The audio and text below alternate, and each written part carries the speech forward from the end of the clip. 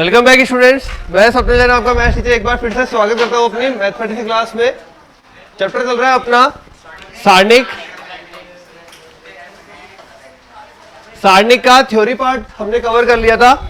अब आज पहले क्वेश्चन करेंगे एक वैरायटी के, उसके बाद थोड़ी सी थ्योरी और है, किस प्रकार से गुणा किया जाता है, किस प्रकार से अवकलन किया जाता है, वो करेंगे। मुश्किल से बुधवार तक का चैप्टर है और जिन्होंने थ्योरी के बेस पे क्वेश्चन करने की कोशिश भी की होगी वो तो कर गए होंगे 20-30 क्वेश्चन। तो वैसे कोई किसी ने की नहीं, एक दो बच्चे कर चुके हैं पहले ही, बाकी किसी ने लगता है की नहीं, सब मेरा चेहरा देख रहे ठीक है थैंक यू लिखो यदि ए, क्वेश्चन 2009, यदि ए 2/2 की एक आव्यूह है, ये सबसे आसान चैप्टरों में है। 3 से 4 क्वेश्चन बन रहे, दोनों चैप्टर मिला के कंटिन्यू, दोनों को मिलाकर, ठीक है। तो छोड़ना नहीं है, बिल्कुल आराम से 50-60 नंबर का जुगाड़ बैठा रहा है।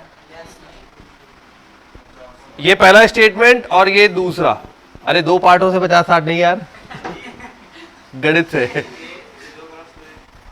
ठीक है। एक ए 2x2 की आव्यूह है, ये दो स्टेटमेंट है, कौन सा ट्रू है कौन सा फॉल्स है चेक करना है। हमने जो सारे रूल्स पढ़े वो 3x3 पे पढ़े या उससे ज्यादा पे पढ़े, 2x2 पे कोई रूल नहीं पढ़ा है, तो आज वो रूल देखने को मिल जाएंगे आपको क्वेश्चन करते ही।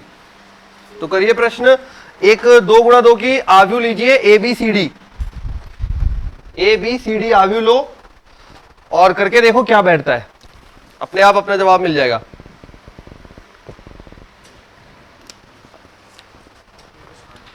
ABCD एक आव्यूह लो 2x2 की, बस शुरू करो बात।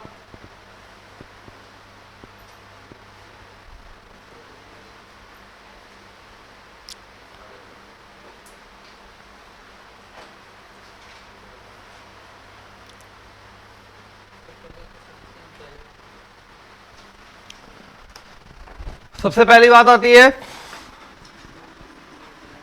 एडजॉइंट निकालना पड़ेगा। ABCD ये हमारा कैपिटल ए है, ठीक है। एडजॉइंट निकालने के लिए मुझे A11 चाहिए, A11 मिलेगा D, A12 माइनस का C, ठीक है।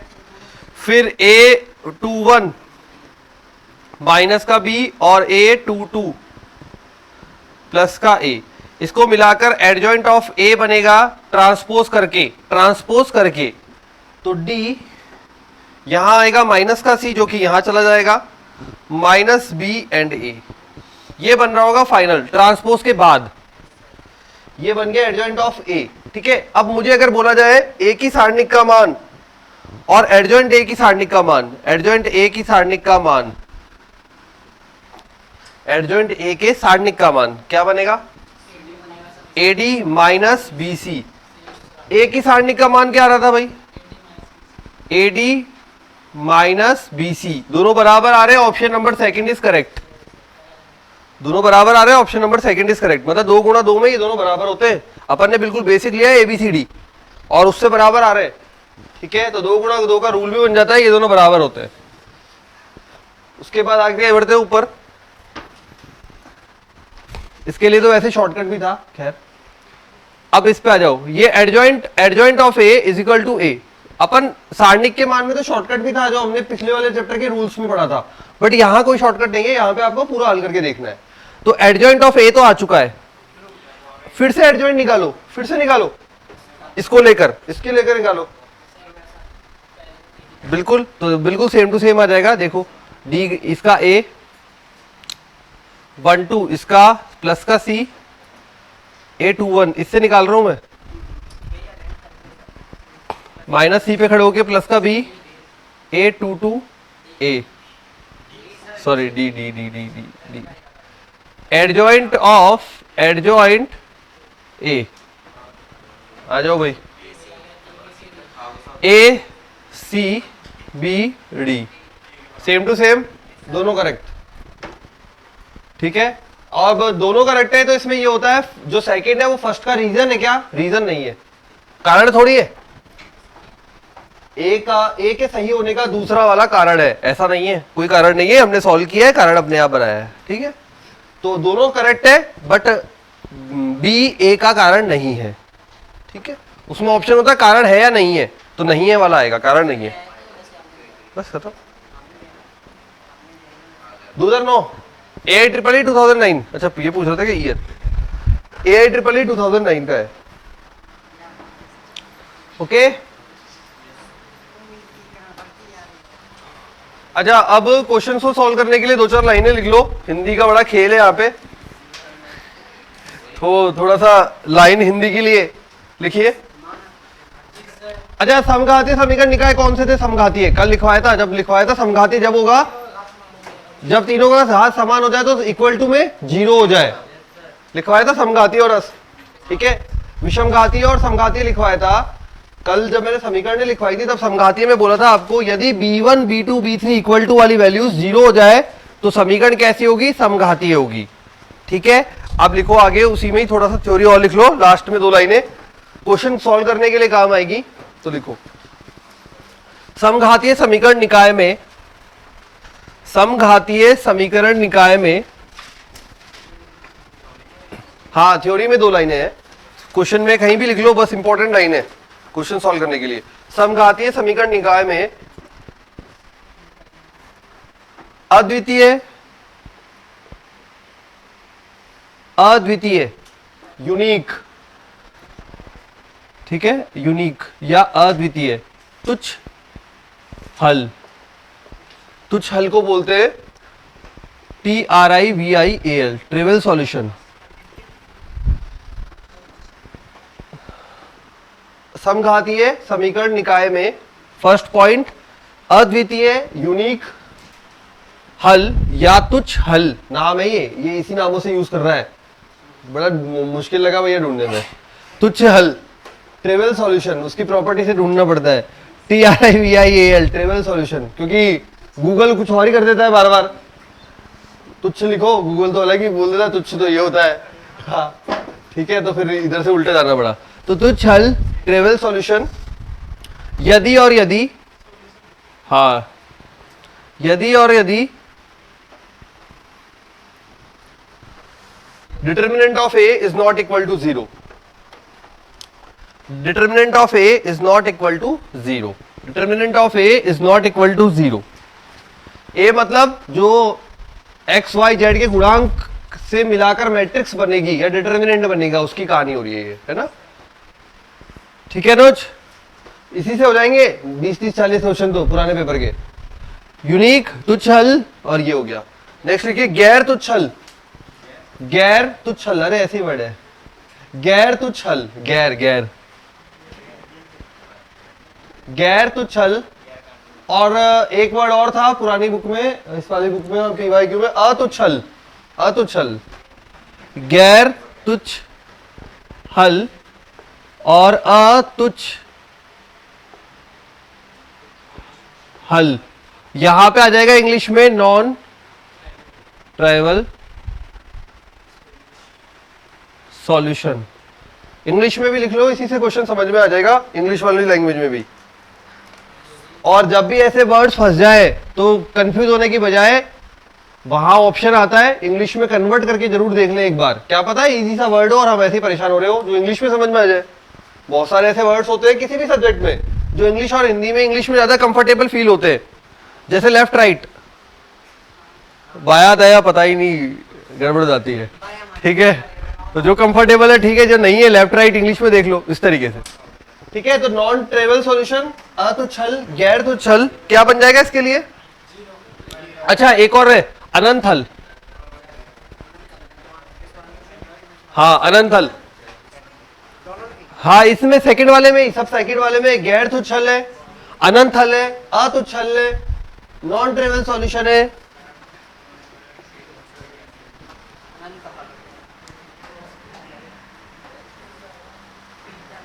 ये केवल और केवल किसके लिए लिखा है? जब b1 b2 b3 बराबर 0 है, समघातीय समीकरण निकाय, समघातीय, ये जरूर ध्यान रखना, सारा जो खेल है ये समघातीय में वर्ड यूज होंगे, समघातीय समीकरण निकाय, समघातीय कौन से होते हैं? जिसमें b1 इक्वल टू वाली वैल्यू b1 b2 b3 बराबर 0 हो, ठीक है।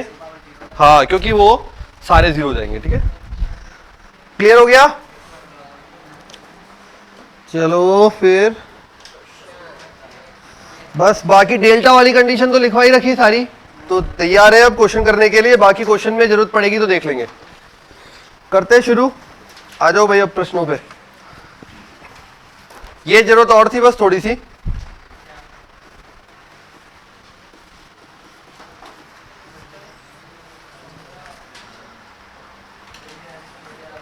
तो लिखिए पहला क्वेश्चन।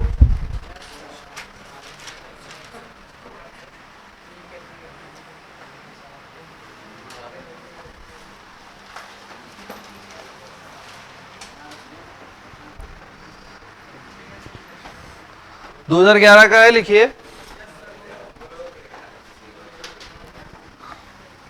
x माइनस के जेड x माइनस के वाई प्लस जेड बराबर 0, के एक्स प्लस 3y माइनस के जेड बराबर 0, 3x plus Y minus Z बराबर 0, x माइनस के वाई प्लस जेड बराबर 0, के एक्स प्लस 3y माइनस के जेड बराबर 0, 3x plus Y minus Z बराबर 0। कौन सा रूप है ये? ठीक है, तो ट्रिवियल सॉल्यूशन की कंडीशन याद करनी है। ट्रिवियल सॉल्यूशन मतलब ये वाला, ट्राइवल सॉल्यूशन मतलब तुच्छ हल, अद्वितीय हल। यदि दी गए समीकरण निकाय के अद्वितीय हल हो, यदि दिए गए समीकरण निकाय के अद्वितीय या फिर तुच्छ हल हो, अद्वितीय या फिर तुच्छ हल हो, तब k का मान बताइए। तब k का मान बताइए। अद्वितीय या तुच्छ हल हो तब k का मान, ट्रिवियल सॉल्यूशन है, तब k का मान ज्ञात करना है। 2011 का प्रश्न है। इसी रूप में आपको सारे प्रश्न मिलते रहेंगे बार बार और बारंबार। अब करते जाओ भाई। कंडीशन आपके सामने लिखी हुई है। क्या लिखा हुआ है भाई? Determinant not equal to 0। तो डिटरमिनेंट को 0 के बराबर करो। जो वैल्यू आएंगी वो नहीं होनी चाहिए। नॉट इक्वल टू 0 का मतलब क्या है? अगर 0 के बराबर जो वैल्यू ला रही है उनको हटा देंगे, ठीक है। तो पहले तो डिटरमिनेंट को 0 के बराबर करो, आगे बताता हूं। डिटरमिनेंट को 0 के बराबर करिए।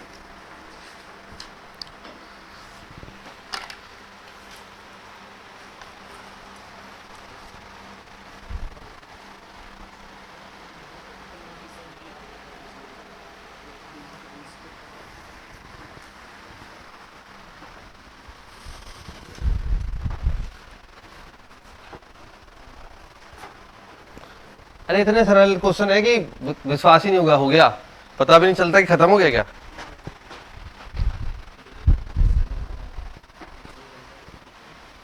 डिटरमिनेंट को बराबर 0 करना है। डिटरमिनेंट बनाना तो आता है ना बेटा, ये रहा। जिसको नहीं आ रहा ये रहा। a बराबर 1k3 minus k3 1 1 minus k minus 1।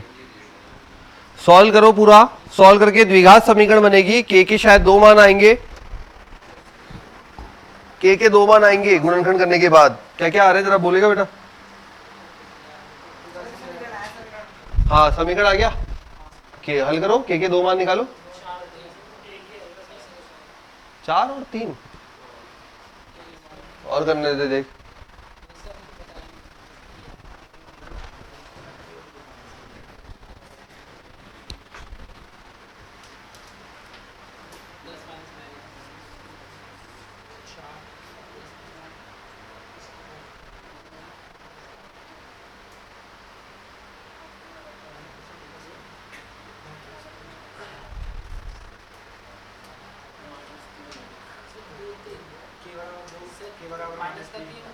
आ गया।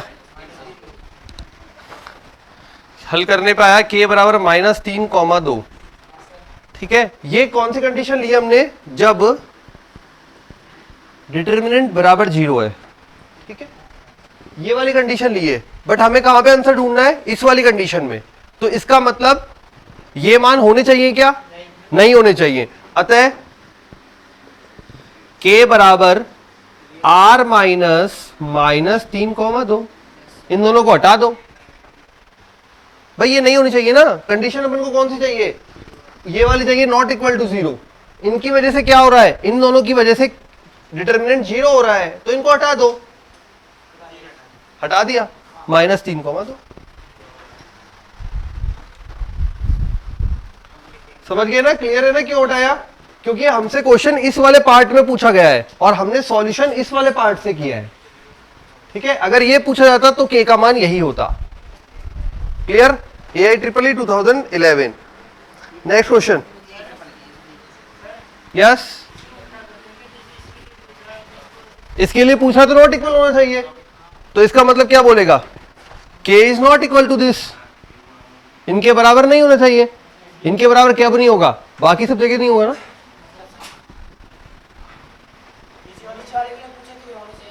हाँ, नीचे वाले के लिए पूछेगा तब तो ही हो जाएगा।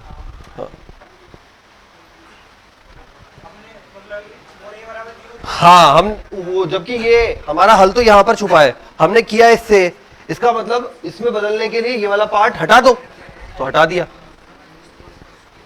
ठीक है, यस, ठीक, करे, क्लियर है ना ये कंसेप्ट? तो चलो नेक्स्ट।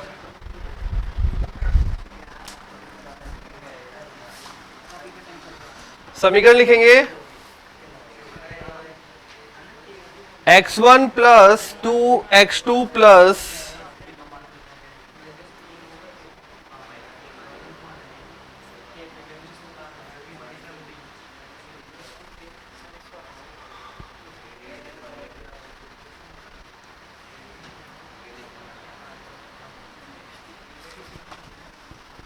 2010 AIEEE 2010। इसमें बोला गया है, नहीं इसमें बोला गया है, ऑप्शन है, दिए गए समीकरण निकाय के लिए निम्न में से कौन सा कथन सत्य है। दिए गए समीकरण निकाय के लिए निम्न में से कौन सा कथन सत्य है। कथन लिख लो 4। पहला कथन है अनंत हल होंगे। पहला कथन है अनंत हल होंगे। दूसरा कथन है 3 हल होंगे। 3 हल होंगे। अगला कथन है अद्वितीय हल होगा। अद्वितीय मतलब एक हल होगा। अद्वितीय का मतलब होता है एक।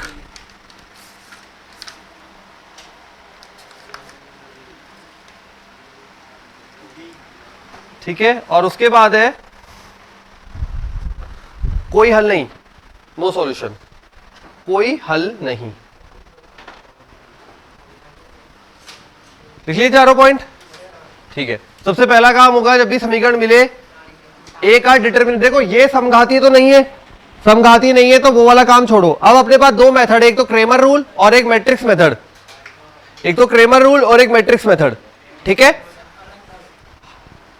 एक तो क्रेमर रूल और एक मैट्रिक्स मेथड। अच्छा, मैट्रिक्स मेथड में क्या है, यदि मैट्रिक्स मेथड बोलता है ए एक्स बराबर बी, एक्स बराबर A inverse B. A inverse क्या था, 1/a का डिटरमिनेंट एडजॉइंट ऑफ ए गुणा बी, यही था। यदि ये 0 हो जाए तो कोई हल नहीं। यदि 0 हो जाएगा तो 1/0 अनंत हो जाएगा, तो कोई हल नहीं, एक्स का कोई मान नहीं। ठीक है, ए बन सकती है क्या यहां से, 1 1 2 3 2 3 5 1 1 2 बन सकती है ना। ए बराबर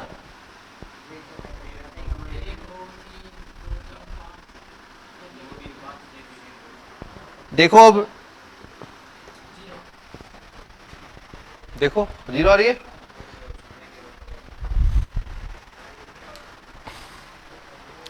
कितने हल होंगे भाई,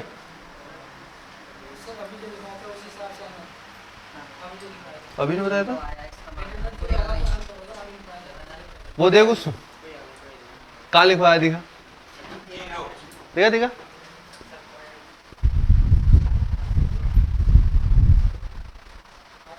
अभी अभी उससे सबसे ऊपर लाइन पढ़ो, उसके सबसे ऊपर। ठीक है था।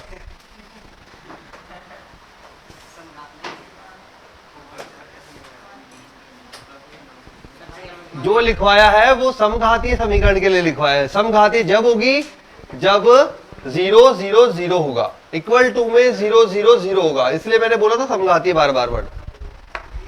ठीक है, फिर से बोल रहा हूं वापिस, जो लिखवाया है वो समघातीय के लिए लिखवाया है। बस इतनी सी लाइन याद रखनी है यहाँ सारणिक में, सारे क्वेश्चन यही है, अभी सब यही है। ठीक है, समघातीय की कंडीशन है वो, नॉर्मल की कंडीशन है अगर ये 0 है तो कोई हल नहीं, अगर डिटर्मिनेंट ऑफ ए 0 है तो कोई हल नहीं, नॉर्मल वाली कंडीशन में। हाँ, तो ऑप्शन हो जाएगा कोई हल नहीं या 0 हल, कोई हल नहीं, क्योंकि हल निकलता ही नहीं। निकलता ही क्या सही में? अच्छा, सही में निकलता है क्या?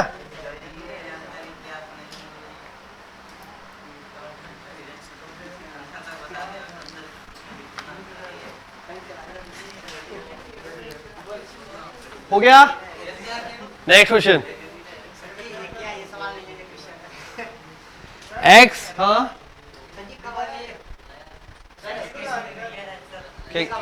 ये 2010, हाँ 0 नहीं आ रहा क्या? 0 आ रहा है यार, आ रहा है वापिस करके देख, प्लस माइनस गलती 10 10, हाँ वैसे कर ले।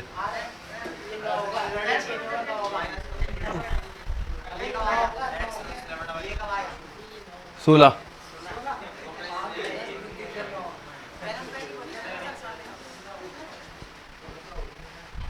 X plus Y minus lambda z बराबर 0।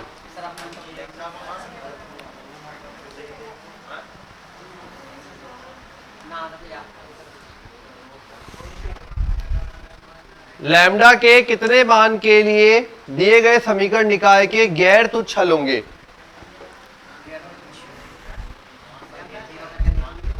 देखो क्या कंडीशन थी, बिल्कुल कितने मान के लिए समीकरण निकाय के गैर तुच्छ हल होंगे? गैर तुच्छ हल होंगे, अतुच्छ हल होंगे।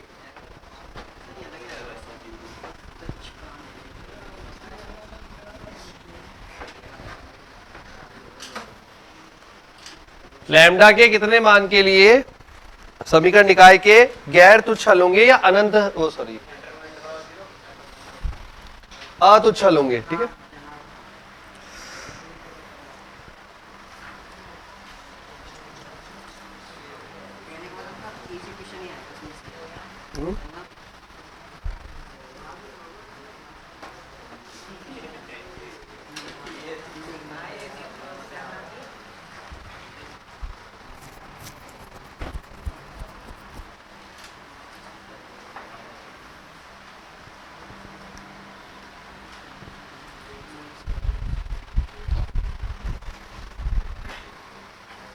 गैर तुच्छ हल वाली कंडीशन सॉल्व करनी है अपन को बस।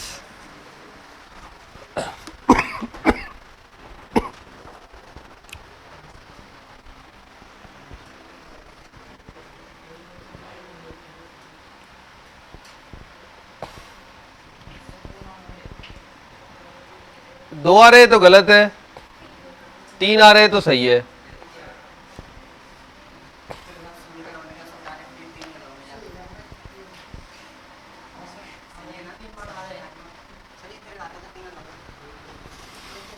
लैम्डा के 3 मान निकलेंगे इसको हल करने पे, क्या क्या निकल रहे हैं? 0 और प्लस माइनस 1 आता है 3 मानों के लिए,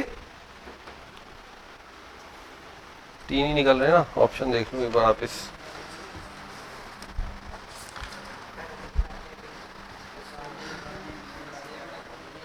तीन मानों के लिए अतुच्छ हल होंगे, गैर तुच्छ हल होंगे। 0 प्लस माइनस 1 के लिए बढ़िया है ना, मस्त डाल दिया आराम से। अब तो हंसते खेलते, डरने वाले काम पहले करा दिए। अब तो तुम्हें कॉन्फिडेंस आना चाहिए कि हाँ सीट लेके ही आएंगे।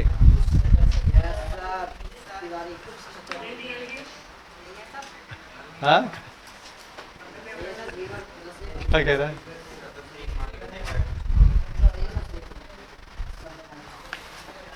नेक्स्ट क्वेश्चन करो।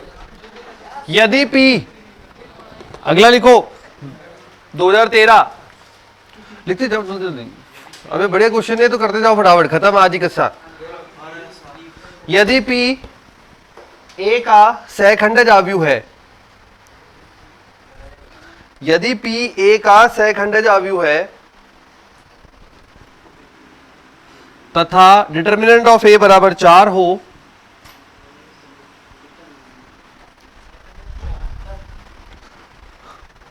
डिटर्मिनेंट ऑफ A बराबर 4 हो, तब अल्फा का मान ज्ञात कीजिए।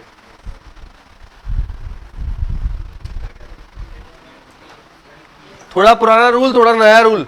क्या हमने पढ़ा था भाई? अगर एडजॉइंट ऑफ A का हमें तो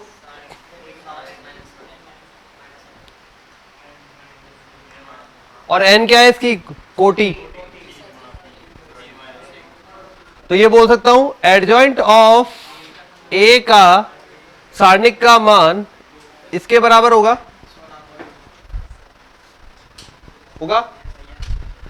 अच्छा अब एडजॉइंट ऑफ A कौन है? ये बोला है A का सहखंडज आव्यूह है P, तो P जो है ना वही एडजॉइंट ऑफ A है। P जो है वही एडजॉइंट ऑफ A है। क्वेश्चन में बोला है A का सहखंडज आव्यूह है, सहखंडज मतलब एडजॉइंट ऑफ A। तो हम अगर ये निकाल लें, निकालो इसको हल करके निकालो, अल्फा के पदों में आएगा, निकाल लो।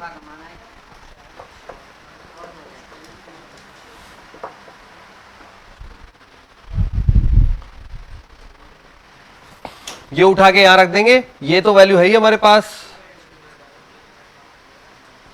ये पुराना रूल है, पिछले पार्ट में पढ़ा हुआ है, पिछले चैप्टर में पढ़ाया था। बस ये मान निकाल कर यहां रख दीजिए, अल्फा का मान तैयार। शायद ये 2 अल्फा माइनस 1 आ रहा होगा। नहीं, एक मिनट, आंसर आ रहा है 11। ठीक है, मुझे ऐसे याद नहीं।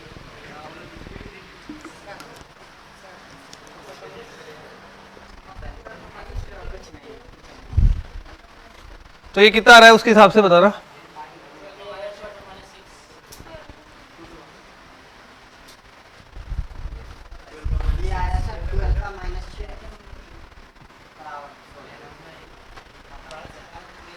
तो आराम आराम, क्या ही है, हो गया।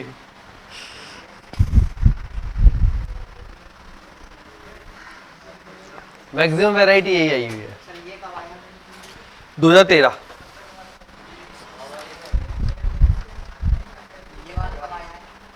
ये अच्छा भैया,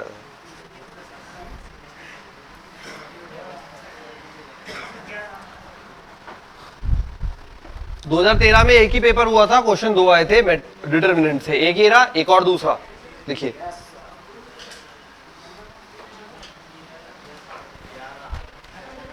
नेक्स्ट क्वेश्चन लिखिए। अरे हो गया ना, अल्फा 6, अल्फा 11 आ गया, ठीक है, ये आ गया, ये तो पता है, ये पता है, हो गया।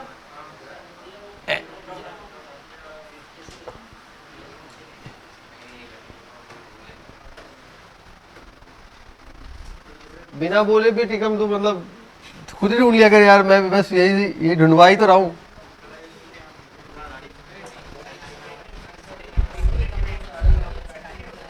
लिखो भाई अगला 2013 का दूसरा क्वेश्चन, 2 क्वेश्चन आए थे। k+1 x + 8y बराबर 4k, kx प्लस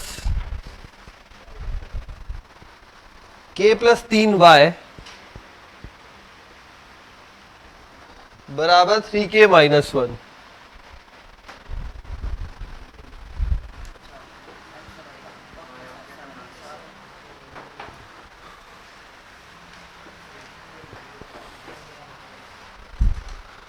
यदि दिए गए समीकरण निकाय के कोई हल नहीं हो, यदि दिए गए समीकरण निकाय के कोई हल नहीं हो, तब के मानों की संख्या बताइए। यदि दिए गए समीकरण निकाय के कोई हल नहीं हो, तब के संभव मानों की संख्या बताइए। के संभव मानों की संख्या बताइए। के संभव मानों की संख्या बताइए। कोई हल उपलब्ध नहीं है, ठीक है। अब सबसे पहला काम ये पहचानो, ये समघाती है क्या? नहीं, अभी तो नहीं है। बाकी पता नहीं के का मान रखने के बाद अभी नहीं है। क्यों नहीं है? क्योंकि यहाँ पे वैल्यूज आ रही है, ठीक है। अब समघाती नहीं तो नॉर्मल समीकरण है। नॉर्मल समीकरण में क्या कब होता था? No solution. जब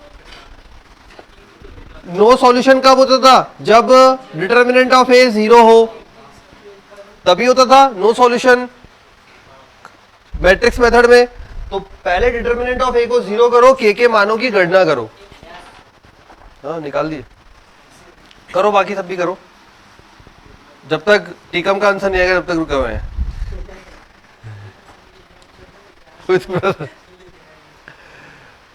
टीकम फास्ट लिख, फास्ट।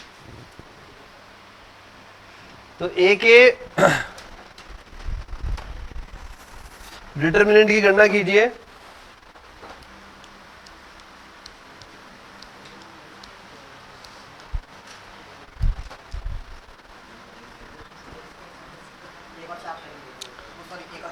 के का मान आ रहा है 1 और 3। इससे के 2 मान आ गए, 1 और 3। हमारी कहानी यही खत्म हो जाती है, लेकिन यहां पे थोड़ा सा ट्विस्ट आ गया। यहां क्या है? इक्वल टू में भी के पे डिपेंड कर रहा है सिस्टम।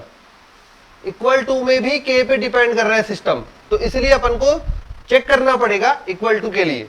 तो पहले के बराबर 1 लेंगे। लीजिए के बराबर 1। जब के बराबर 1 लेंगे तो कंडीशन बनेगी 2x प्लस 8y बराबर 4। और दूसरी समीकरण बनेगी x plus 4y is equal to 3 minus 2। ये तो k इक्वल टू 1 के लिए हमने लिया है। अब अगर ये दोनों समीकरण को नोटिस करें तो हमने जब भी ये अपना चला गया मैट्रिक्स मेथड में, मैट्रिक्स मेथड में दो चर वाले, दो चर है x और y, z नहीं है इसके पास, दो चर वाले। और वहां पे चेकिंग कैसे करते थे? a1 upon a2, b1 upon b2 लिखवा रखी सारी कंडीशन। बस कंडीशन को प्रॉपरली यूज करना सीखना है। ये बन गया अपना दो चर वाले समीकरण निकाय, दो चर वाले। और दो चर वाले करवाए थे मैंने जब आपको मेथड का लिखवाया था, मैट्रिक्स मेथड लिखा था, वहां पे कंडीशन भी लिखी थी। अब देखते हैं कौन किसके बराबर आ रहा है। a1 अपॉन a2 2/1, 8/4, ये भी बराबर आ रहा है, बराबर 4/2। तीनों बराबर आ रहे हैं। तीनों बराबर के लिए कंडीशन क्या है भाई? इनफाइनाइट सॉल्यूशन होगा, अनंत हल।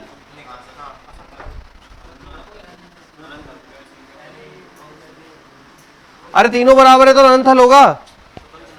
हाँ, तीनों बराबर है तो अनंत हल होता है। तो हमें कंडीशन बोली गई है कोई हल नहीं, और यहां पे आ रहे हैं अनंत हल। और अगर आप 9वीं क्लास में जाए तो अपन बोलते थे दोनों रेखाएं समांतर होंगी। 10वीं में दोनों रेखाएं समांतर होगी, ग्राफ खींचेंगे तो बराबर आएंगे। दिख रहा है? देखो ये 2 से गुणा होके आ रहा है, ये दोनों एक ही समीकरण है, दोनों एक ही समीकरण है, अनंत हल होंगे। तो ये हमारे k बराबर 1 हमारे सॉल्यूशन में काउंट नहीं होगा। अब k बराबर 2 पर चेक करते, सॉरी 3 पर, k बराबर 3 पर।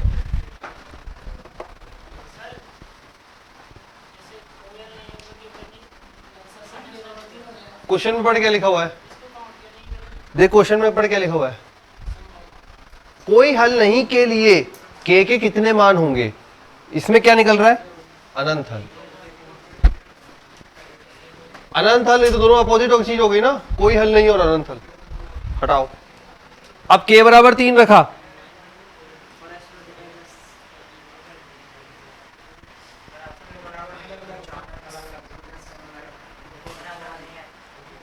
बराबर नहीं है,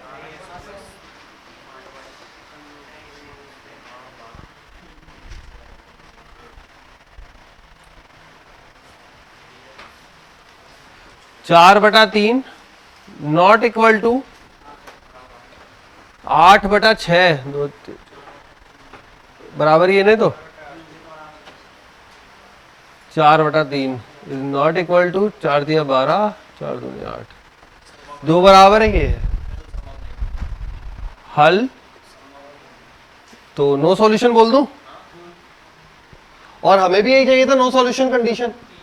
तो k बराबर 3 ही इसका हल होगा, और संख्या पूछी जाए तो 1 हल होगा। ठीक है, यहां पे संख्या पूछी गई थी प्रश्न में, संख्या कितनी होगी।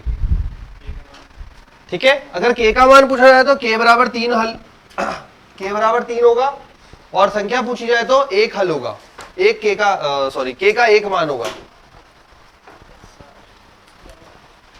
क्लियर ना, पक्का किया ना।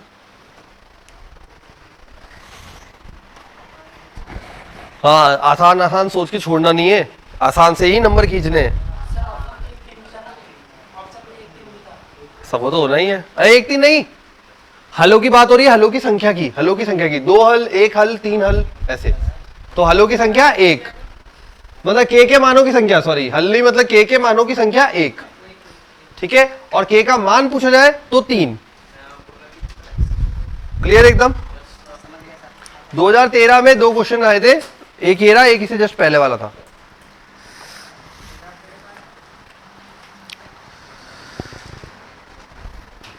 एक 2018 का बहुत ही बढ़िया क्वेश्चन, राजस्थान बोर्ड की किताब से डायरेक्ट आया हुआ। उस साल राजस्थान बोर्ड की किताब भी थी वो। हाँ, लिखा हूं, एक मिनट, एक बार चेक और कर लेता हूँ, यही है ना क्वेश्चन।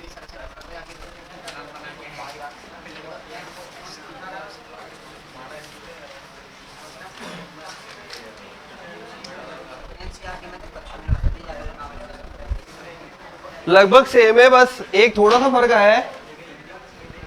अरे राजस्थान बोर्ड की किताब में जो क्वेश्चन था उसमें +4 दे रखा है, और इसमें -4 आया था, बस 2018 में, डायरेक्ट किताब का क्वेश्चन आया था।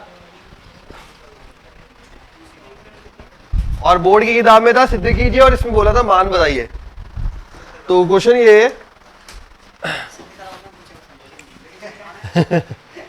x - 4 2x 2x 2x x - 4 2x, और यहां पे आएगा 2x 2x x - 4 बराबर में दिया है a + bx और x माइनस कैपिटल A का होल स्क्वायर।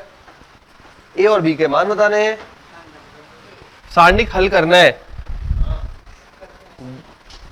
वही 12th वाला हल करना है। हाँ, वो वही ऐसे ऐसे करके 12th वाला हल करना है। अब एक सिंपल सी बात है, जब भी एक पैटर्न फॉलो हो रहा है तो या तो आप रो को प्लस करके देखो या कॉलम को प्लस करके देखो। तो देखो 2 + 2 4 और 1 x 5, चाहे ऐसे करो 2 + 2 4 + 1 5, तो सबको समेट के एक तरफ ले आओ। मतलब या तो C1 में C1 + C2 + C3, या फिर R1 में R1 + R2 + R3 लगा लो, जो इच्छा हो, जो इच्छा हो लगाओ। 12वीं की किताब जरूर हल करके जानी है, पुरानी वाली, पिछले साल वाली। पिछले साल वालों ने सीखा हुआ है, इस साल वालों ने तो हट ही गया। तो C1 में लगाते हैं, देखो ये बोलते हैं इसे C1, ये C2, ये C3, तो C1 में लगाया हमने C1 + C2 + C3। ये जब जोड़ेंगे तो देखो 2x प्लस, देखो C1 में, मतलब C1 में चेंजेस आएंगे, तो ये बन गया 5x - 4 5x - 4 और 5x - 4 2x x - 4 2x 2x 2x और x - 4। बहुत काम नहीं आएगा, बट इतना काम आएगा बेसिक कि आपको ऑपरेशन लगाना आना चाहिए। अब जब ये सेम हो गया तीनों में, तो बाहर आ जाएगा, जंप करके बाहर आ जाएगा, तो 5x - 4 अंदर जाएगा 1 1 1 2x x - 4 2x 2x 2x and x - 4।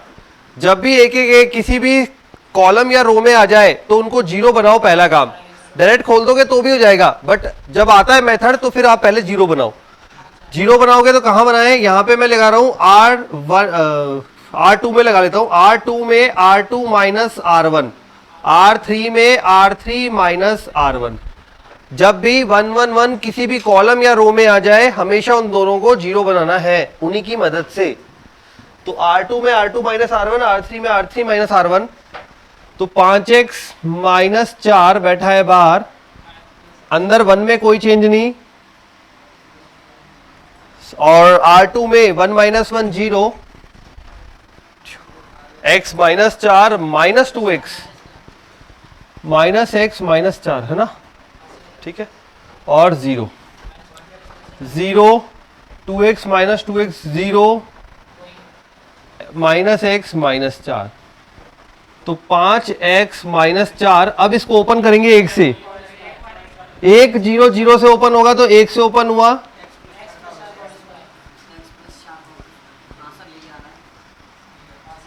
Minus x minus 4 का होल स्क्वायर भी बोलोगे तो भी वही बात है, माइनस कॉमन लोगे स्क्वायर से बाहर आएगा तो प्लस का बन जाएगा, तो ये एक ही है, ठीक है।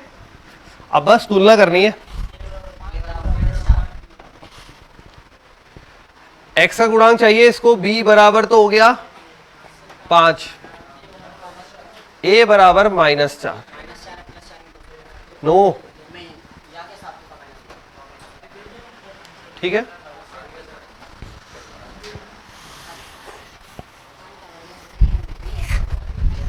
जो अब देखो यहां पे राजस्थान बोर्ड की बुक में था वो यहां पे +4 था, और यहां पे +4 होने की वजह से फाइनल आंसर में यहां 4 आएगा प्लस का, ठीक है। जो राजस्थान बोर्ड की किताब थी उसमें यहां पे +4 था, और यहां पे +4 होने पे यहां +4 आएगा पूरा सॉल्व करने पर, यही डिफरेंस था केवल, इतना तो अमान्य है, ठीक है। डायरेक्ट क्वेश्चन 2018 में, और उस साल किताब भी यही चलती थी।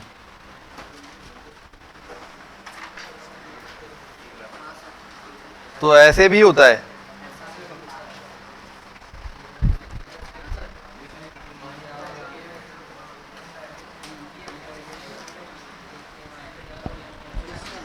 हाँ भाई लिखो।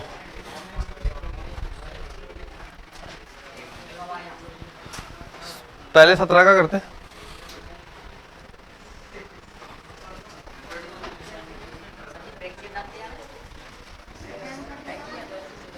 समझा।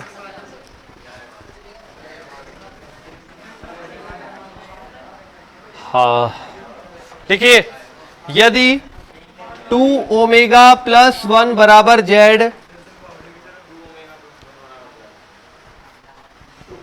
जहां जेड बराबर -√3, नहीं √-3, जहां जेड बराबर √-3,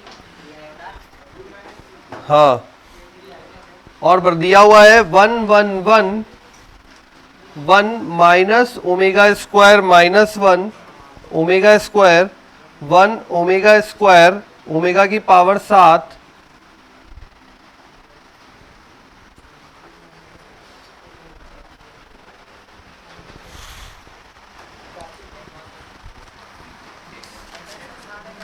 के का मान ज्ञात कीजिए। के का मान जेड के पदों में ज्ञात कीजिए, के का मान जेड के पदों में 2017 है।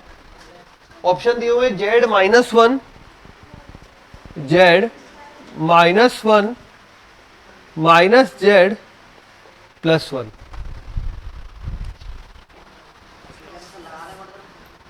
हाँ बिल्कुल गुणधर्म लगा के कर दो, कैसे भी कर दो।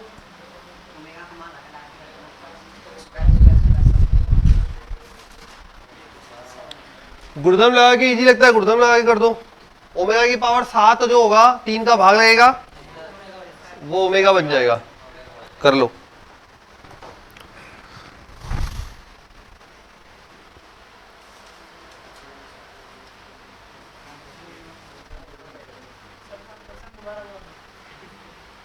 क्या, यदि 2 ओमेगा +1 बराबर जेड तथा जेड बराबर √-3 हो इसका मान ये है, तो k का मान क्या होगा? ये ऑप्शन दिए हुए हैं k के लिए।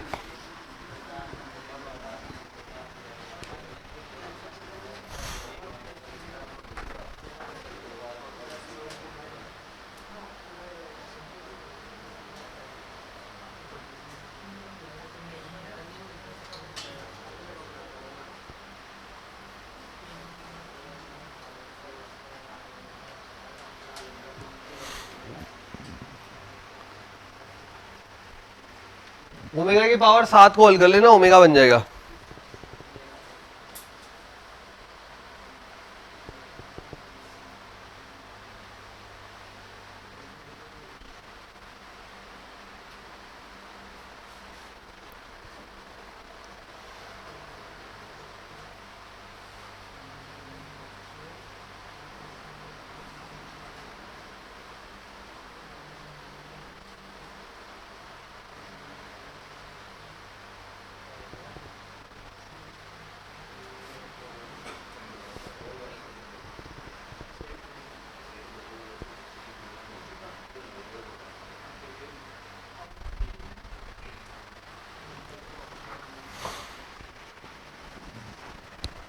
सारणी हल करना है, कोई भी मेथड लगा सकते हो। पहले या तो संक्रिया लगा लो, 2 जीरो बना लो जिससे इजी हो जाए, या डायरेक्ट ओपन करोगे तो थोड़ा बड़ा सा दिखेगा,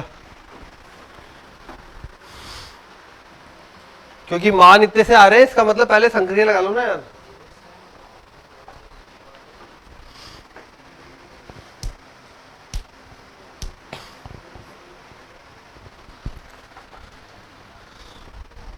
ये कर दिया ओमेगा, 3 का भाग लगेगा, शेषफल लगेगा तो ओमेगा। ठीक है, संक्रिया लगा लेता हूं पहले मैं। हाँ जी, ये R2 में R2 माइनस R1, R3 में R3 माइनस R1, तो 1 1 1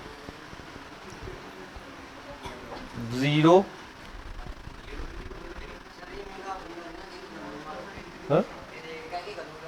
हाँ हाँ वही है।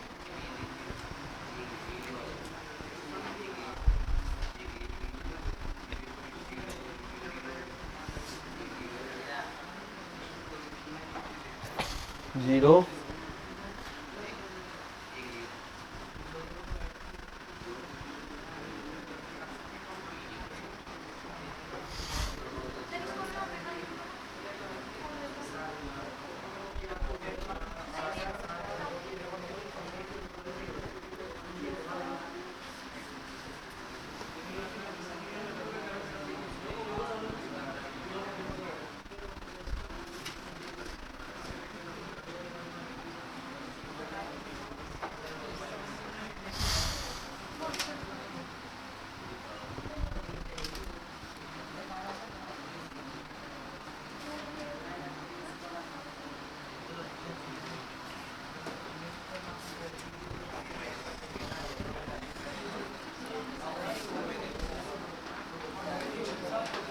यस,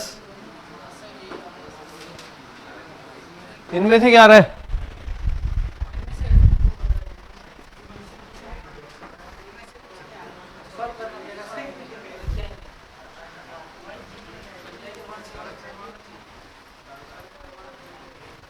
गुणा किया है सिंपली,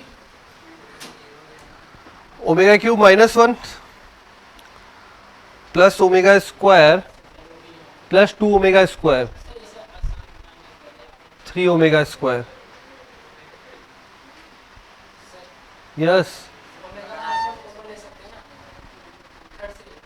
अरे ले ले, मैंने तो गुणा कर दिया अभी तो। ये हो गया, ये हो गया और ये हो गया। हाँ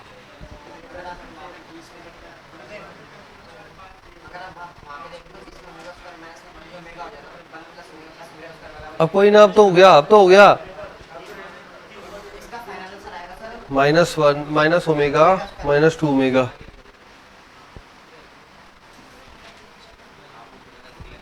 प्लस 2 -1, 2 में से 1 या 1।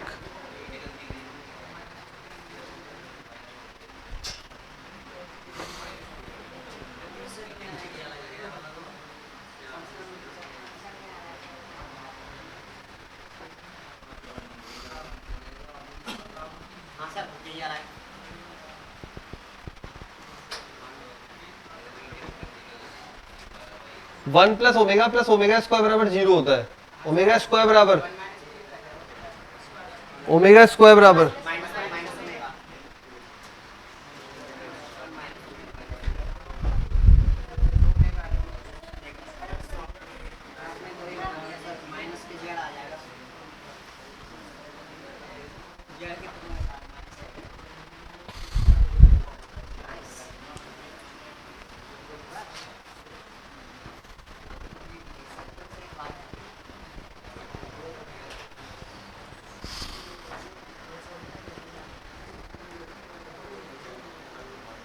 संक्रिया लगाइए, कोई सी भी संक्रिया लगा लो, कोई दिक्कत नहीं है। लास्ट में जाके यहाँ पे मैच कर जाना चाहिए। के बराबर ओमेगा स्क्वायर माइनस ओमेगा आएगा।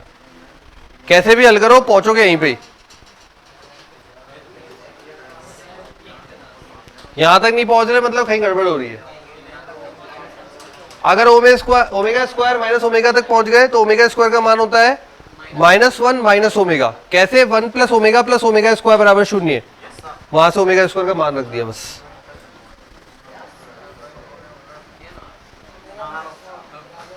लाया ना यार, पूरा मेथड लगाया ना।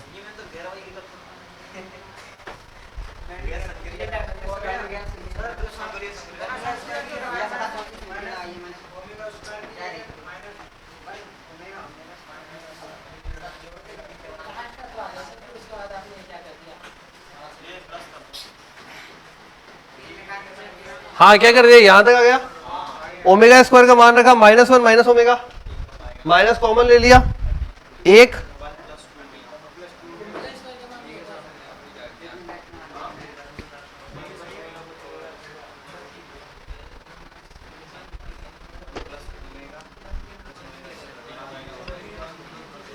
ये ना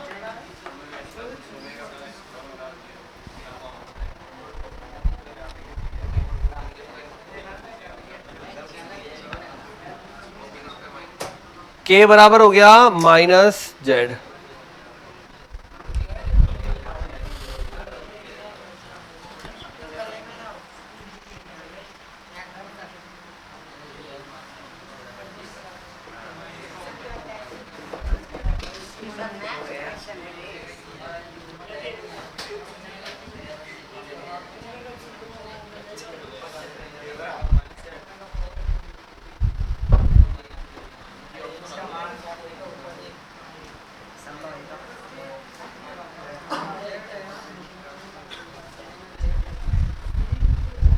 हो गया क्या?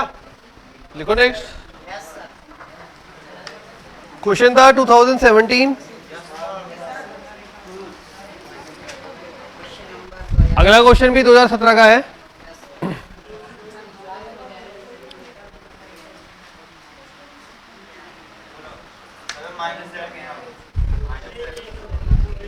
माइनस है ना? माइनस का जेड कैसा आएगा?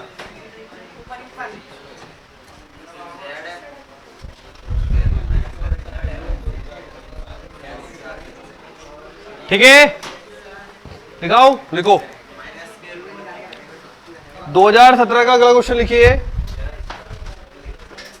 यदि s, देखो, यदि s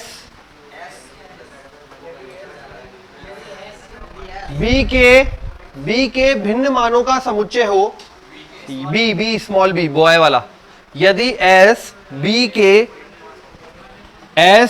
के भिन्न मानों का समुच्चय हो,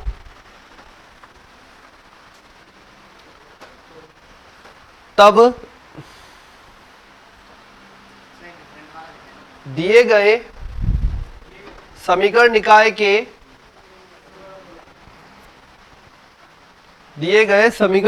के कोई हल नहीं होने की स्थिति में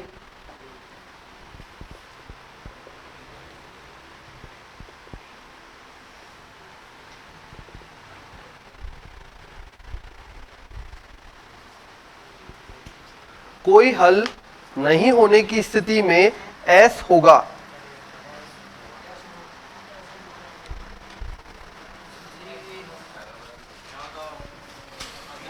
कोई हल नहीं होने की स्थिति में S होगा।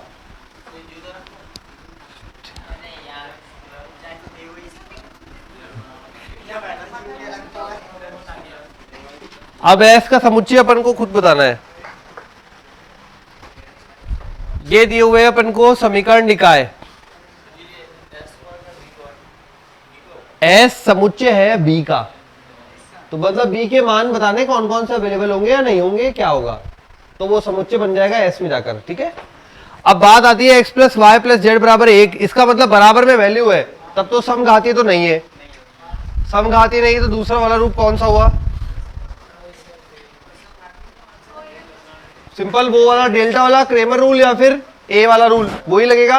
तो पहला काम होता है उसमें अगर कोई हल नहीं है तो मतलब ए के डिटरमिनेंट का मान शून्य होगा, कोई हल नहीं तो ए के डिटरमिनेंट का मान शून्य होगा। तो करो ए का डिटरमिनेंट, ए का डिटरमिनेंट बन जाएगा अपने लिए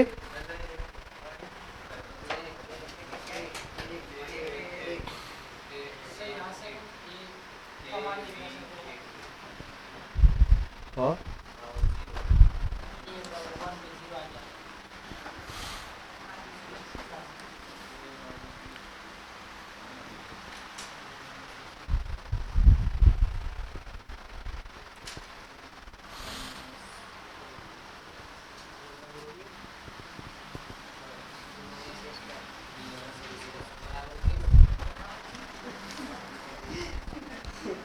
क्या कर रहा है, नहीं सर।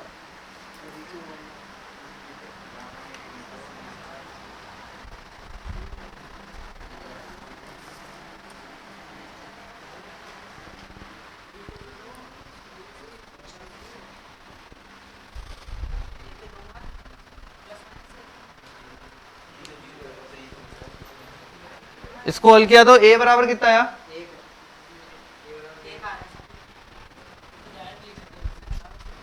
दैट कैसे, दोनों समीकरण सेम है, किसने कहा, तीन समीकरण है अलग अलग,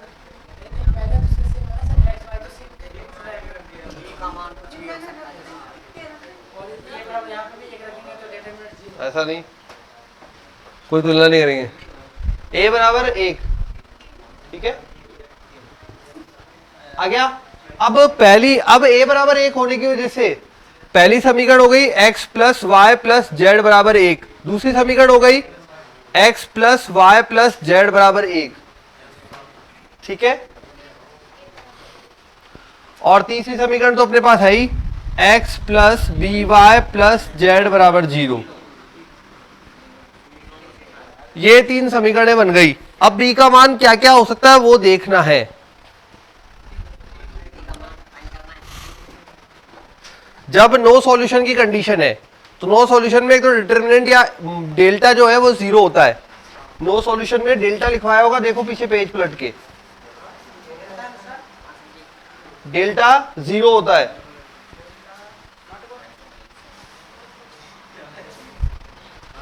ठीक है, डेल्टा 0 होता है।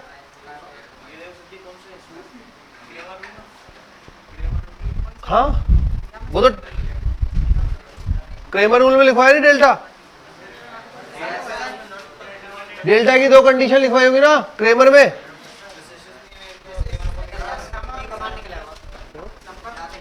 हाँ डेल्टा बराबर 0 फिर दो कंडीशन, ठीक है। अब डेल्टा 1 निकाल के देखो, डेल्टा तो 0 हो गया, डेल्टा तो मैं बोली ना, डेल्टा 1 निकाल के देखो,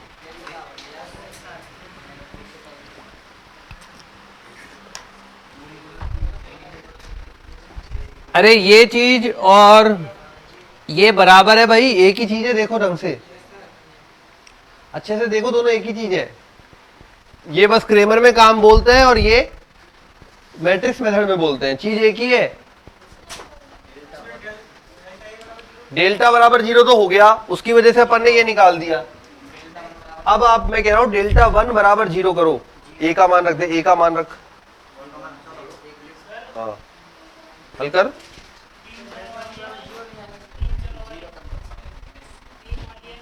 अभी पता नहीं है, अपन करते हैं, डेल्टा 1 निकालो, अभी पता नहीं है।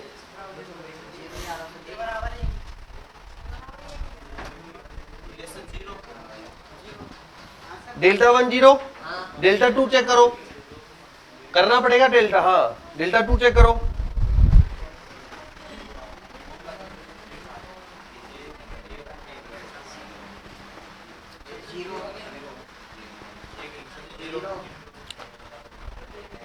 बी की टर्म्स में आ ही नहीं रहा क्या? बी का कोई प्रभाव ही नहीं पड़ रहा।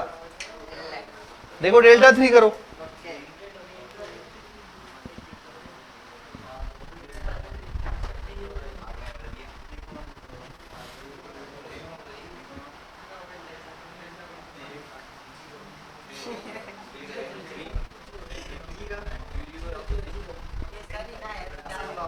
तीनों जीरो, तीनों जीरो आ रहे, ठीक है।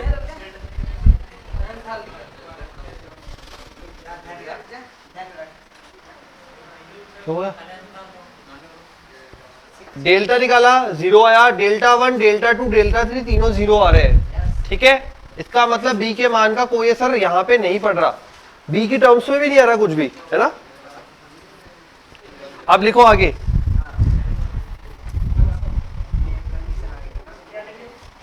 अच्छा कारण ये बार बार दो डिटरमिनेंट बराबर हो रहे थे, ठीक है, ये दो डिटरमिनेंट बराबर हो रहे थे एक्स वाई जेड, इसलिए हमेशा जीरो बन रहा है। तो लिखो यहां पे दो समीकरण, यहां पे दो समीकरणें समान है, यहां पे दो समीकरणें समान है, अतः यहां पे दो समीकरण निकाय समान है, अतः प्रत्येक केस में डेल्टा बराबर जीरो व डेल्टा 1, डेल्टा 2, डेल्टा 3 मतलब तीनों जीरो आएंगे। डेल्टा 1, डेल्टा 2, डेल्टा 3 बराबर जीरो होंगे,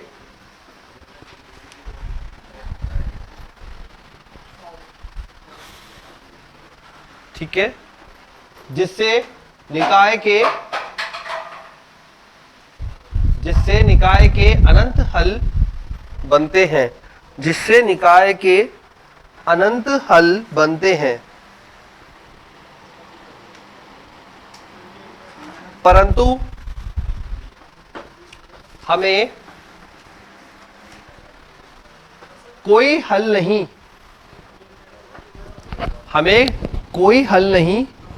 के लिए b का मान ज्ञात करना है,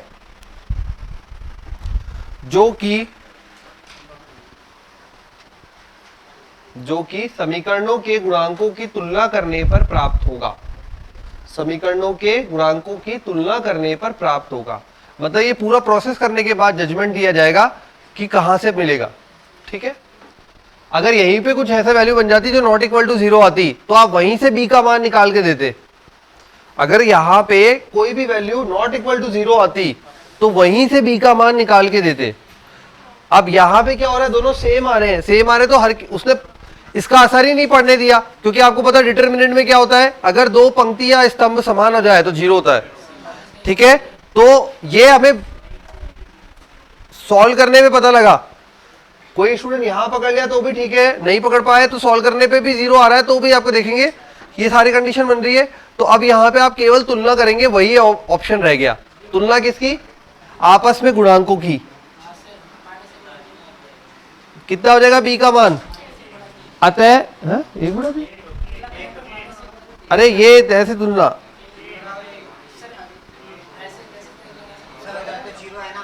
होने दो ना, हाँ। अरे तुलना मतलब दोनों को, हाँ गुणांकों की तुलना करेंगे, गुणांकों की, केवल गुणांकों की। b बराबर +1,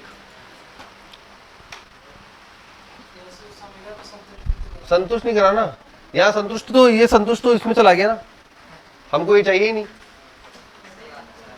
अरे ये संतुष्ट इसमें चला गया, हमें ये चाहिए ही नहीं, इसलिए तो हमें बराबर नहीं कर रही, तो केवल हम गुणांक की तुलना करेंगे, बराबर वाले की नहीं, ठीक है।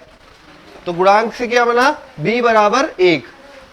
अब ये बताओ b का मान निकाल के समुच्चय बताना था, तो समुच्चय किस प्रकार का होगा? समुच्चय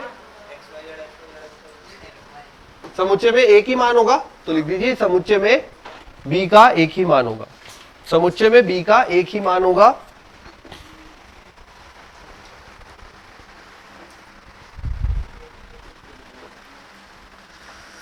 समुच्चय में बी का एक ही मान होगा।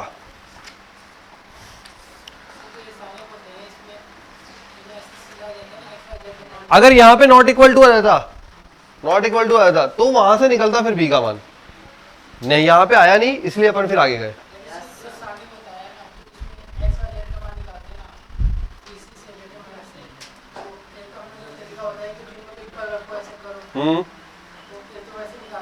हाँ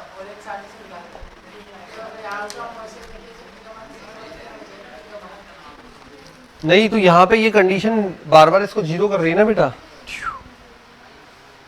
और अपन को क्या बोला गया है, कोई हल नहीं वाला केस, तो अपन वहां तक पहुंच ही नहीं पा रहे, इसलिए अपन ने डायरेक्ट बोला है।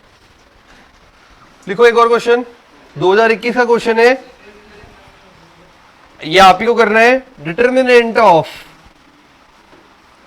ट्वाइस एडजॉइंट, सभी खुद सेल्फ ट्राई करेंगे जरूर, पिछले जो चैप्टर पढ़ा है वैसा ही क्वेश्चन है। डिटर्मिनेंट ऑफ ट्वाइस एडजॉइंट, फिर से ट्वाइस एडजॉइंट, अगेन एडजॉइंट,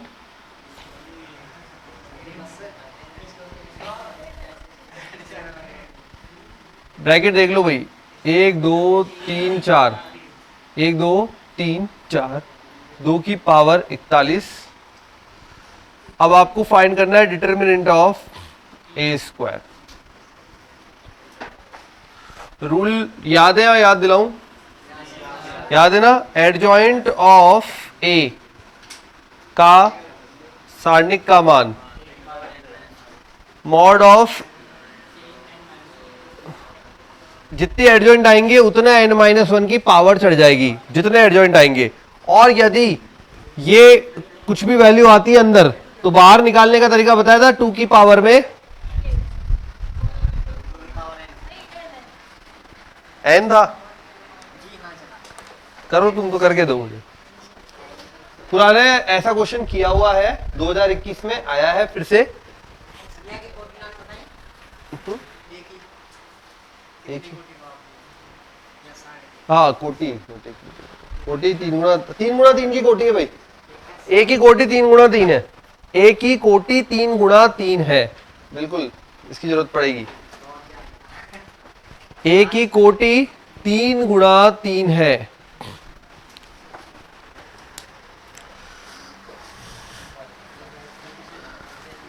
अब पुराने डेटा को आधार मानते हुए कह सकते हो कि इस प्रकार का एक प्रश्न आने के चांसेस है।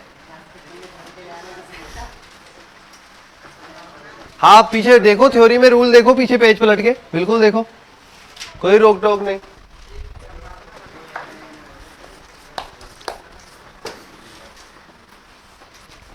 देखो वहां पे कांस्टेंट बाहर लाने के लिए क्या कंडीशन अप्लाई की थी, है नहीं था, n-1 था, वो था केवल मैट्रिक्स में, मतलब डिटर्मिनेंट में। जब डिटर्मिनेंट से बाहर निकालते तो यहां अभी अपन के पास एडजॉइंट से बाहर निकालना है, जब एक एडजॉइंट से बाहर निकालोगे तो जंप करके इधर आएगा, और कितनी पावर लेके आएगा, n-1। अब करो खुद, मेरे को मत बताओ, करो सब, ट्राई करो, अब ट्राई करो सब। डिटर्मिनेंट का मतलब पता ही है, सारणिक n, ये ना बेटा n कोटि होता है, कोटि 3, तभी तो इसने बोला था कि n क्या है सर, इसलिए तो बोला था।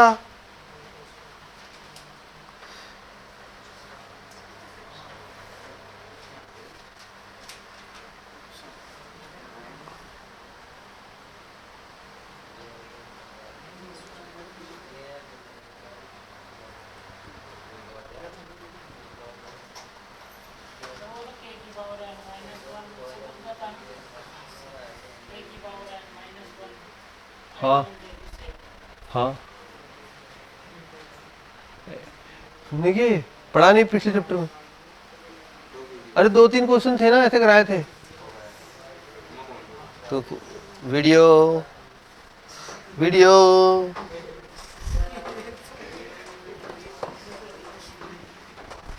अब देखना। हाँ भाई, कौन आंसर लाके देगा जल्दी से बता दीजिए। हाँ मैं रूल लिख देता हूं, एडजॉइंट में यदि कोई के फंस जाए और सारणिक निकालना हो तो के पहले यहां बाहर आएगा, तो तो k की पावर बनेगी n-1, अंदर आएगा एडजॉइंट ऑफ a। n यहां पे कोटि है सब जगह, n कोटि मतलब 3 है यहां पे। अब अगर इस k को बाहर निकालना हो पूरा, अगर k फंसा हुआ है अंदर किसी के भी साथ में, चाहे a के साथ में ही है, और k को पूरा बाहर निकालना है तो ये पावर n लेके आएगा, ठीक है। और यदि एडजॉइंट में a बोला जाए तो ये बनता है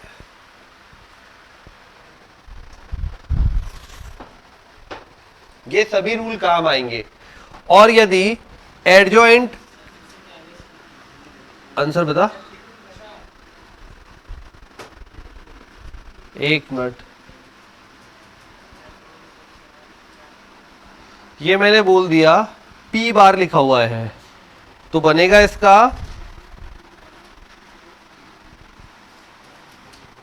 जितनी बार एडजॉइंट आता है, जितनी बार एडजॉइंट उतनी ही घात चढ़ती है। अब तेरा आंसर पे चर्चा करते हैं। आंसर आएगा इसका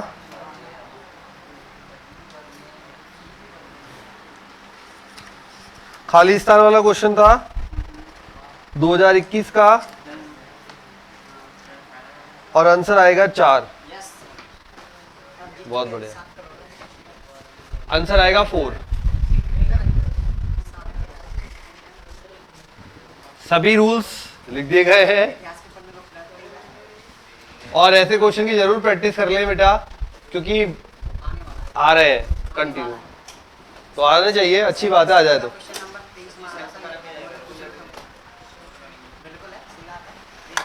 करें फिर, चलो शुरू करते हैं। तो ये सारा डेटा है, फॉर्मूलेज है जो काम में आएंगे, वैसे वैसे अप्लाई करते जाएंगे। देखिए सबसे पहला काम देखो, डिटर्मिनेंट का मतलब हो गया मॉड, ठीक है। डिटर्मिनेंट DET वर्ड तो हट गया, सारणिक का चिन्ह लग गया। अब एडजॉइंट के अंदर k फंसा हुआ है, इस k को बाहर निकालूं, पहले वाले एडजॉइंट से बाहर निकलेगा,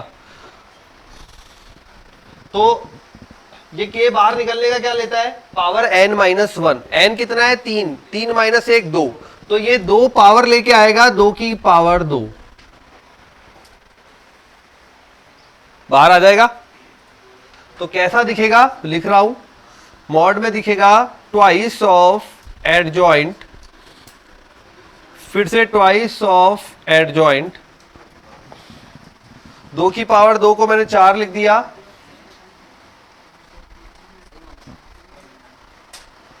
देख लेना ऐसा ही दिखेगा ना भाई। और ये हो गया, ये 2 को इधर लेके आया, 2 की पावर 2 लेके आएगा, क्योंकि ये मैंने लिख रखा है यहां पे, ये रहा रूल। आ गया एक बार बाहर, पहले पूरा बाहर निकालना है, ये जब तक ये अंदर रहेगा कुछ नहीं कर सकते आप। फिर से बाहर निकालो, 4 उठ के इधर आएगा, जंप मारेगा, कितनी पावर लेके आएगा, n-1 मतलब 2, ठीक है। फिर से 2 लेके आएगा, मतलब 4 की पावर 2 16, 16 दूनी 32, ट्वाइस एडजॉइंट ऑफ, इधर 32 बैठ जाएगा, इधर एडजॉइंट, इधर भी एडजॉइंट, ब्रैकेट्स का सभी ध्यान रखें, और मेरे भी थोड़ा उधर उधर हो जाए तो बता दे, ठीक है। 4 की पावर 2 बार दौड़ के आया, ये लिखा हुआ रूल, 4 की पावर 2 16, और 16 2 पहले से बैठा हुआ है तो 32। अब ये 32 फिर से बाहर जाएगा, 32 को ऐसे देख लो आप, 2 की पावर 5, चलो ऐसे देख लो, 2 की पावर 5, ठीक है। अब ये 2 की पावर 5 है, फिर से बाहर जाएगा, तो 2 की पावर 5 का 2 तो 10 बन जाएगा, तो ये 2 की पावर 10, और इधर बैठा है 11,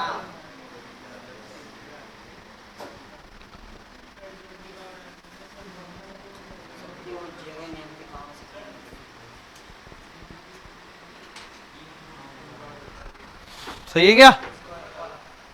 अब ये अपने गेट से बाहर जा सकता है, अगर ये डिटर्मिनेंट से बाहर जाएगा तो डिटरमिनेंट से बाहर जाने का होता है पावर n, ये पावर लेके जाएगा n मतलब 3, 2 की पावर 11, 3 तो 33, घात पे घात गुणा होती है तो ये बाहर निकलेगा 2 की पावर 33 और अंदर दिखेगा एडजॉइंट एडजॉइंट और एडजॉइंट ए, एक ब्रैकेट 2 और ये 2 की घात 41। स्टेप बाय स्टेप किया है इसलिए आराम से बाहर निकालना, गुणा करना। अनुज क्लियर है ना एकदम? कैसे बाहर निकालते हैं, दौड़ाते हैं, लगाते हैं, क्या कह रहा है? अरे 2 की घात 33 को अंदर, अरे कर रहे हैं, भाग रहा है यार आज तो। चल फिर हो जा शुरू, कर दूं। 2 की घात 33 उधर गया, 41 में से 33 गया तो अपने पास 2 की घात 8 इक्वल टू में 2 की घात 8। एडजॉइंट कितनी बार है? 3 बार। 3 बार के लिए यहां पे जाओ, एडजॉइंट कितनी बार? p बार, तो ये बन जाएगा डायरेक्ट a, n का मान 3, 3 माइनस 1 2, तो 2 और 2 की घात p, 2 की घात p, p कितना? 3 बार लिखा हुआ है, तो ये बन गया आपके पास 8 बराबर 2 की पावर 8। ठीक है, तो ये बन गया डिटर्मिनेंट ऑफ a बराबर 2। और आपको पूछा गया है डिटर्मिनेंट ऑफ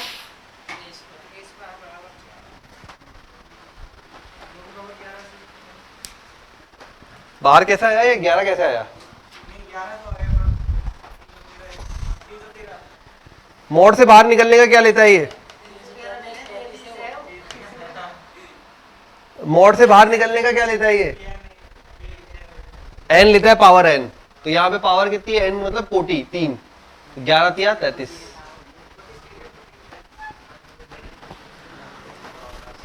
हाँ जी,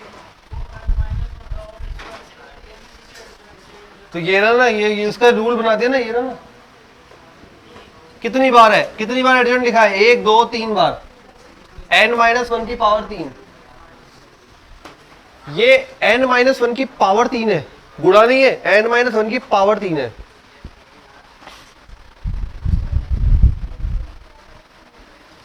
ठीक है काश? तो 2021 का प्रश्न है, आंसर आएगा इसका फाइनल 4। ठीक है, जरूर प्रैक्टिस करके जानी है।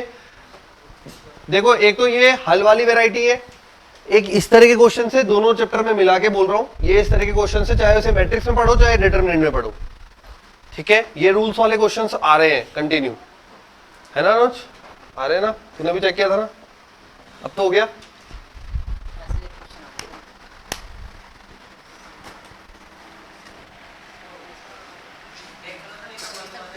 चल रहा है ना भाई? हाँ चल रहा है, चल रहा है, अभी तो है जिंदा।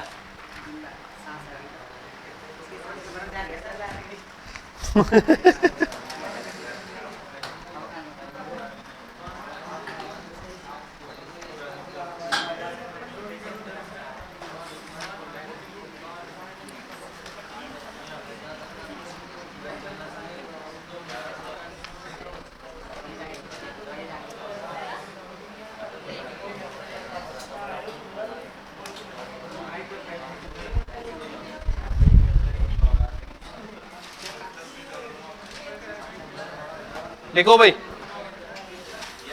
2021 का ही लिख लो एक।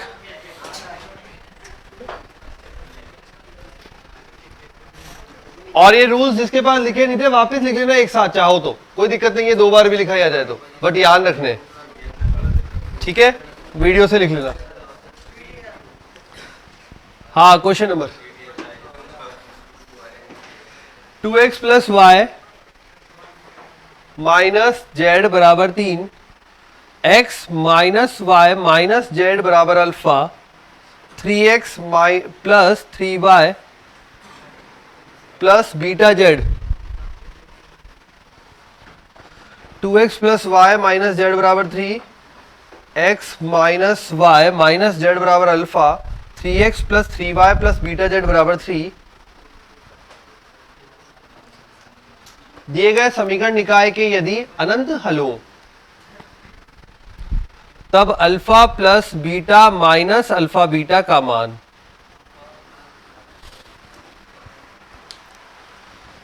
Alpha plus beta minus alpha beta का मान।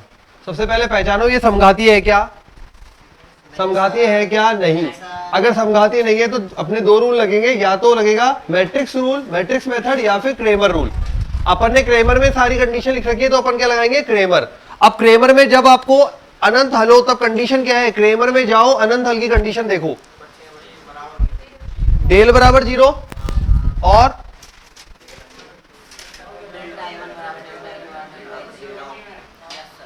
अनंत हल की कंडीशन में लिखा हुआ है ये सब, ठीक है। तो बस शुरू हो जाओ, पहले डेल्टा को 0 करो, फिर डेल्टा 1 को 0 करो, वहां से काम चल जाता है तो ठीक है, नहीं तो डेल्टा 2 को 0 करो, काम चल जाता है तो ठीक है, नहीं तो डेल्टा 3 को 0 करो।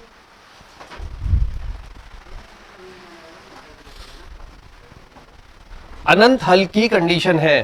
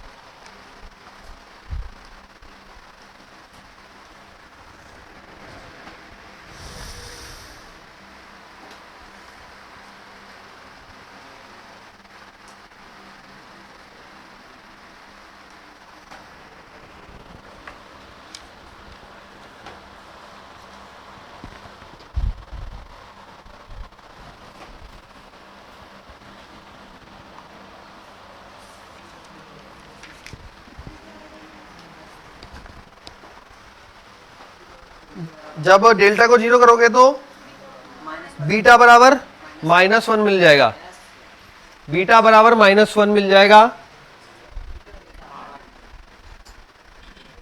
अब डेल्टा 1 को 0 करो,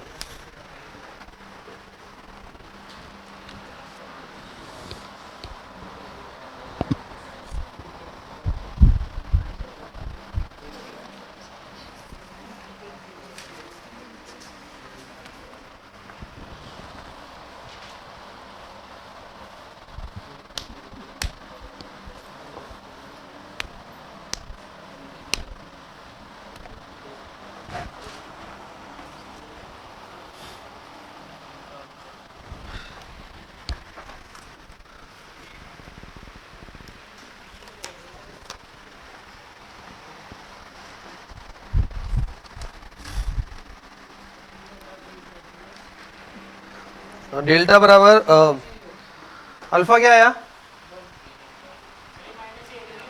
बीटा बराबर -1 नहीं आ रहा क्या -1? हाँ डेल बराबर -1 ही आ रहा है। अल्फा का मान 3 आ रहा है, चलो बस हो गया काम अपना। तो अल्फा और बीटा चाहिए थे, मिल गए, निकाल दो क्वेश्चन।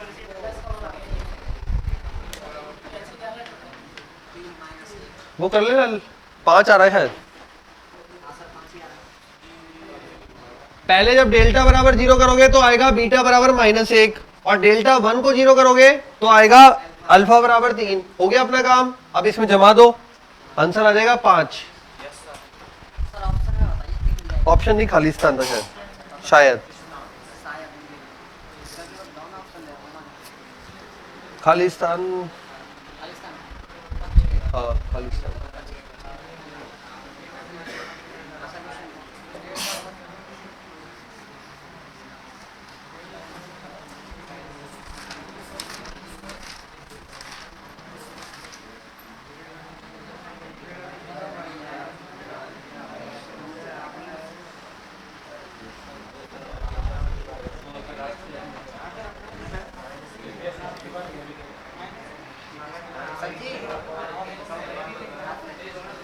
यस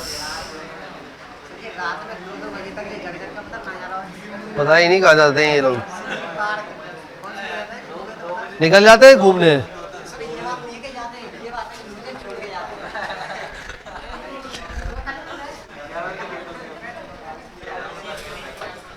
अरे अल्फा बराबर 3, बीटा बराबर -1, फाइनल आंसर 5। अगला प्रश्न 2021।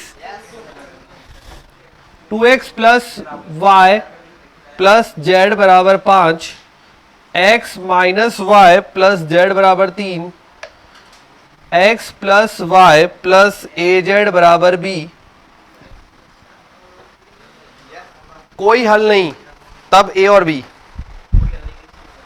कोई हल नहीं, तब a और b।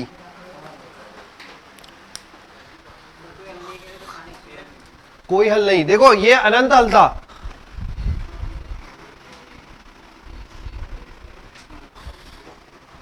अब कोई हल नहीं है, यहां पे कोई हल नहीं।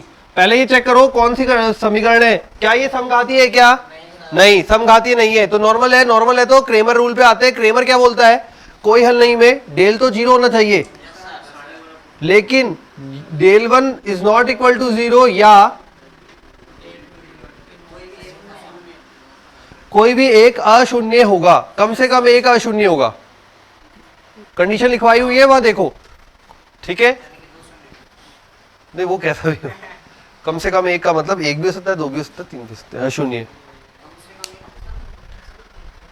कम से कम एक अशून्य है, तो कम से कम है ना, ज्यादा से ज्यादा तो उल्टी चलती गिनती। प्रायिकता आने वाली है बस, इसके बाद प्रायिकता ही है। इस चैप्टर के बाद प्रायिकता ही उठाएंगे, इसके बाद प्रायिकता।